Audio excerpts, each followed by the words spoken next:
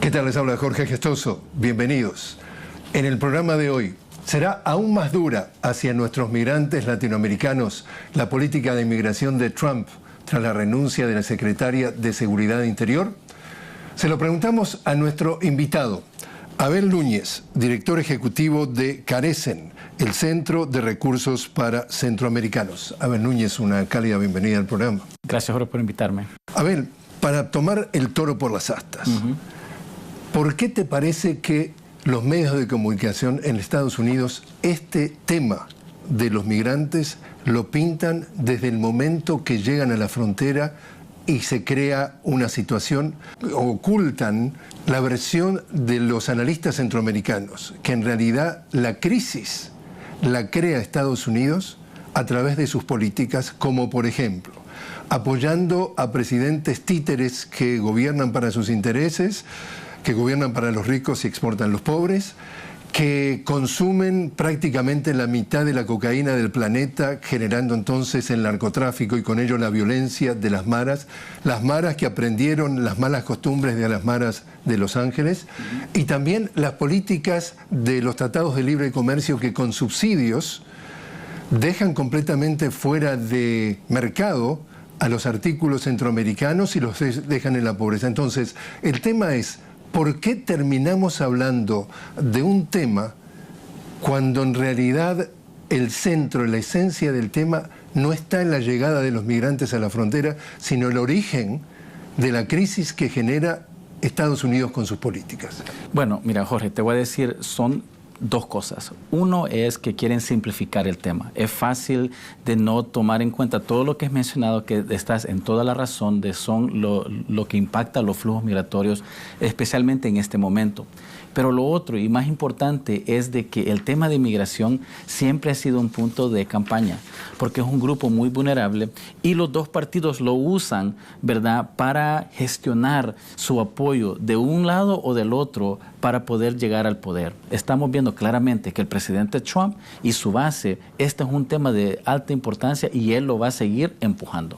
Entonces, el tema que hay una amenaza a la seguridad nacional, que hay una crisis fronteriza, ¿es un tema real o es un tema político, como tú dices, para asegurarse la reelección Donald Trump a través de su base, con su voto duro?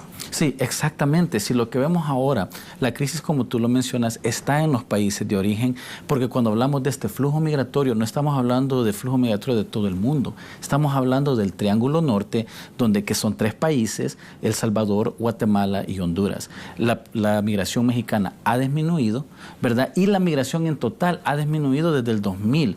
Ahorita no hay crisis humanitaria en la frontera, sino que hay una crisis humanitaria en los países de origen, pero hay una crisis política de donde Donald Trump quiere asegurar de que él sea reelecto. En el caso de los medios de comunicación, ¿tú te acuerdas aquel defensor de los derechos civiles, Malcolm X, tiene una frase famosa y dice: los medios de comunicación es la entidad más poderosa del planeta porque pueden hacer al culpable inocente y al inocente culpable, y eso es poder porque manipulan las mentes de las masas. ¿A ti te parece que los medios de comunicación, pintando a lo que para muchos son los inocentes como culpables y a los culpables inocentes, son parte del problema, son un arma de la agenda política del gobierno o del Estado? Bueno, yo creo que juegan su papel. La realidad es de que ellos desconocen, ¿verdad?, el tema a profundidad. ¿Y no quieren conocerlo o no les interesa o le piden que los ignoren? Les interesan los ratings, desdichadamente, ¿verdad? Entonces ellos están viendo la manera más fácil de que ellos lleguen a una audiencia más grande y juegan el papel del gobierno, ¿verdad? Hasta hace poco tiempo les llamaban ilegales, donde nosotros luchamos para que fueran indocumentados, porque son personas que están con falta de documentos. Entonces lo que queremos asegurar es que la prensa, ¿verdad?, pero también los políticos entiendan el tema para que de veras pongan soluciones apropiadas. Un alto funcionario del gobierno de Trump acaba de decir en días recientes de que Trump está trastornado, y uso la palabra trastornado con el tema de la frontera, y te digo las cosas que está asumiendo que quiere. Primero llama pandilleros a los solicitantes de asilo, incluso llamó animales a nuestros migrantes. Quiere terminar con las políticas de catch y release, eso es decir, que los arrestan y los liberan rápidamente. Quiere terminar también con la inmigración en cadena, quiere terminar con la lotería de visas y quiere terminar con el otorgamiento del asilo. ¿Cuánto de esto le puede permitir el Congreso hacer? Bueno, la buena noticia es el de que tiene limitaciones en cómo puede cambiar la ley. Se necesita el Congreso.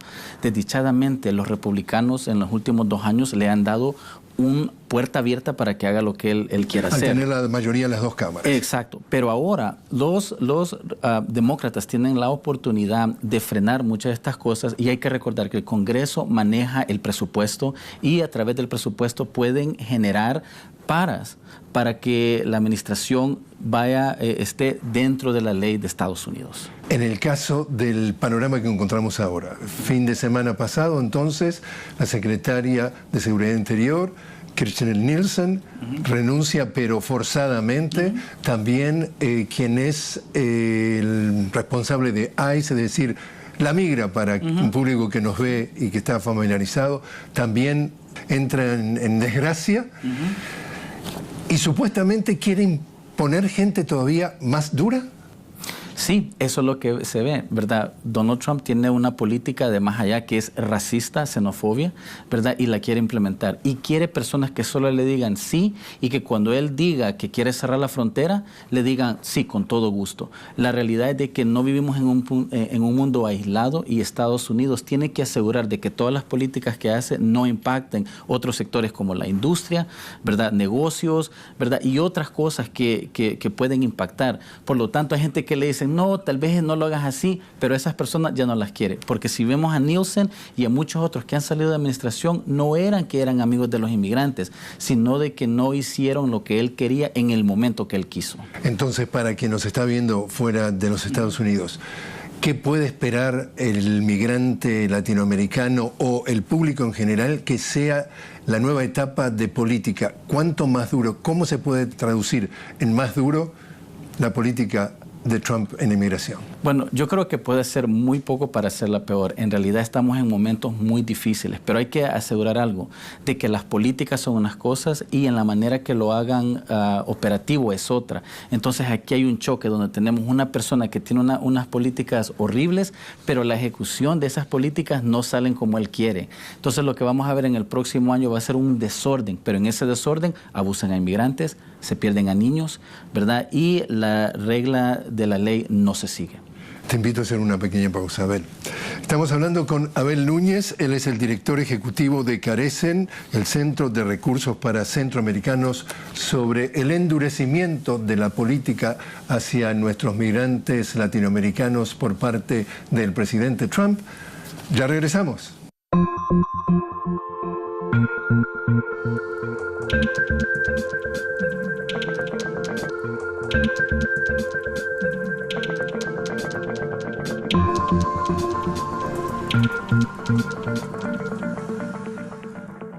Continuamos conversando con Abel Núñez, él es el director ejecutivo de Carecen, el Centro de Recursos para Centroamericanos. Abel, miles de niños siguen separados de sus padres en esta política de tolerancia cero que precisamente Kirstjen Nielsen fue la que implementó. Sí, mira, el problema fue de que cuando Trump quería castigar al inmigrante entrando para no solamente detenerlos en la frontera, pero mandar un mensaje muy fuerte a la zona, a los países de origen, lo hicieron en una manera tan torpe de que no pudieron asegurar de entender de que estas familias eran unidades familiares y separan al niño de la mamá y después no tienen un mecanismo de regresárselo a la mamá. Así es como salen más de 4,000 niños que se han perdido. Lo que vamos a ver de esta política es que años después de que la señora Nielsen ha salido de su puesto, vamos a estar lidiando con este tema de niños perdidos en el sistema. Porque una cosa que también se ha observado es que ha cambiado el perfil del migrante. Sí. En vez de hombres solos, ahora fundamentalmente se ven madres con niños. Sí, porque lo que estamos viendo que en los países del Triángulo Norte principalmente las condiciones se están poniendo peor, particularmente para jóvenes, particularmente para gente pobre que son amenazados, ¿verdad? No solamente por el Estado, pero también por actores ilícitos, ¿verdad? Como las pandillas, los narcotráficos, y no hayan otra manera de sobrevivir que salir hacia el norte, y vienen con toda su familia. En ese caso, la política exterior, ¿dónde está jugando todo esto? Bueno, hay que asegurar de que cuando el presidente amenaza de cortar esa ayuda y se puede... Ayuda al Triángulo Norte. Al Triángulo Norte, y se puede uno evaluar de que si está funcionando o cómo puede mejorarse, pero el hecho de quitarla, eso va a asegurar que esto impulse un flujo más grueso. ¿Por qué? Porque se va a fortalecer los narcotraficantes, ¿verdad? Va a fortalecer todos los carteles, ¿verdad? De asuntos ilícitos. Y si eso sigue, ¿verdad? La realidad es de que la gente se va a sentir más desesperada y van a venir. Y algo muy importante,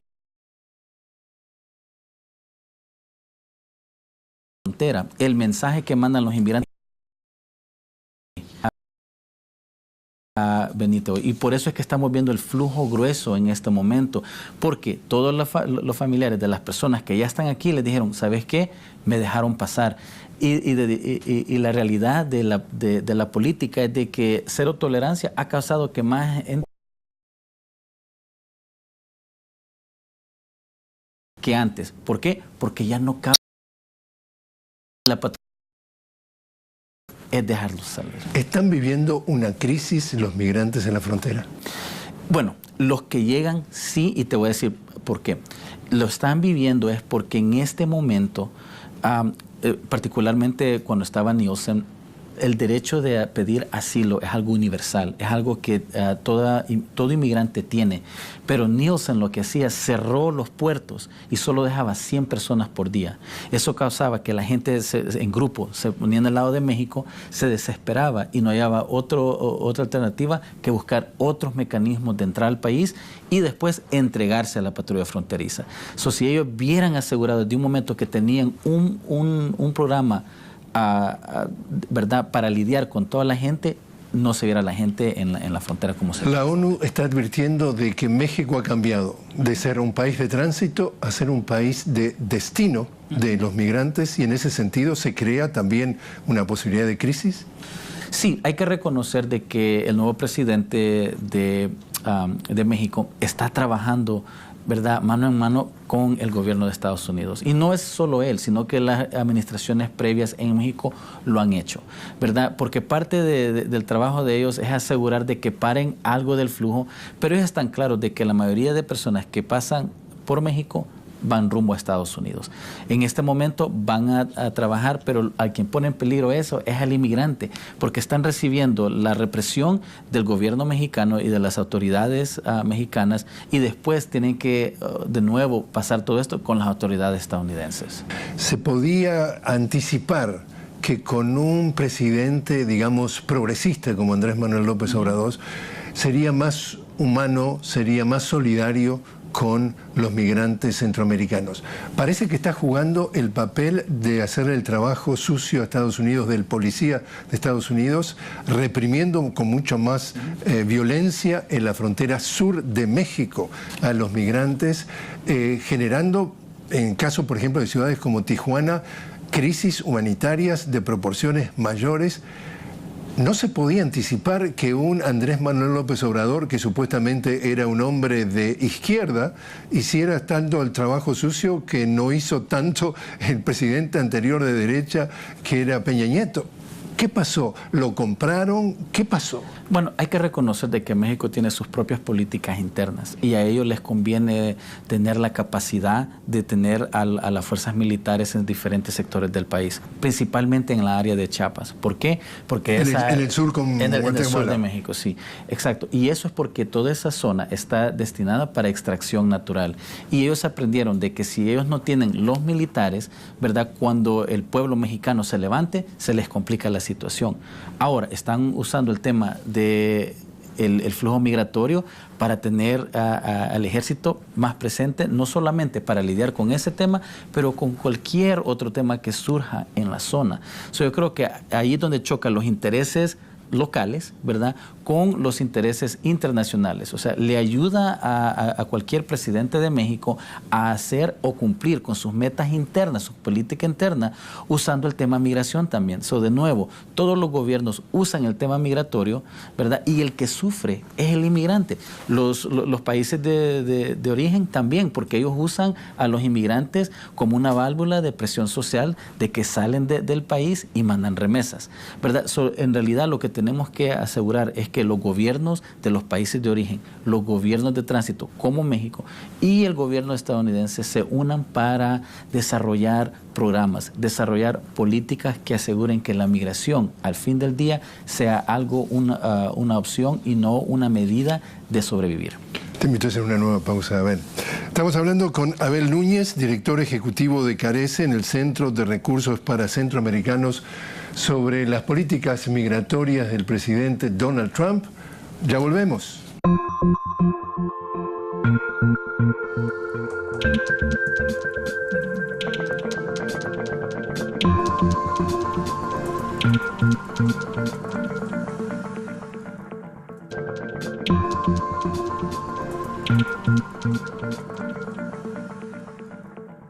Continuamos conversando con Abel Núñez sobre la política migratoria que se vuelve cada vez más dura del presidente Trump. Abel es el director ejecutivo de Carece en el Centro de Recursos para Centroamericanos. Abel, la última amenaza de Trump fue, en principio, cerrar la frontera, después postergar por un año el cierre con dos condiciones: de que se redujera el envío de drogas, por supuesto, y si no se cumplía, entonces aplicar tarifas, aranceles del 25% a los automóviles construidos en México. ¿Tu reacción? Bueno, yo creo que eso es un mal entendimiento del presidente de cómo funciona el mundo.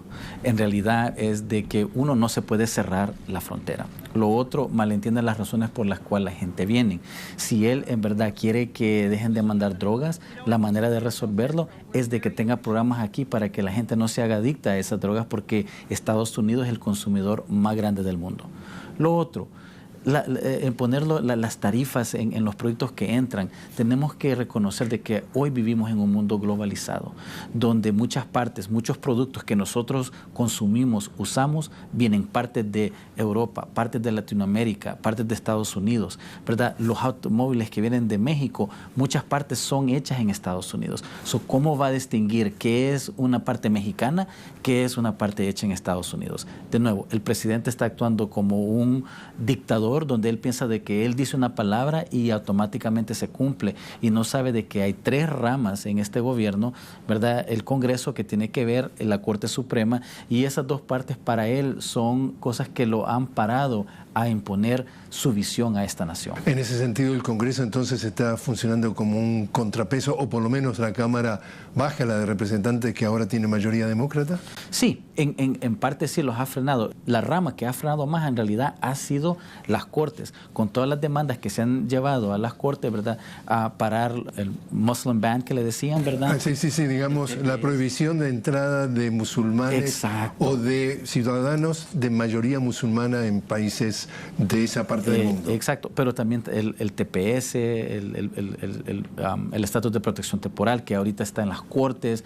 ¿verdad? El DACA para los jóvenes. La Corte ha sido ahorita el que está deteniendo a esta política de Trump. El peligro es de que una de las cosas que sí este presidente ha sido muy exitoso es en aprobar jueces a los circuitos de las Cortes de Estados Unidos, y la Corte de Estados Unidos por generaciones se va a hacer más conservadora. Pero por el momento están deteniendo, el Congreso se está empezando a despertar y ponerle frenos al presidente, y yo creo que por eso es que vimos de que el presidente grita al cielo de que cierra la frontera, y 2 días después dice que no lo va a hacer. Además, deja saber de que el presidente de México está haciendo un buen trabajo y es un buen aliado.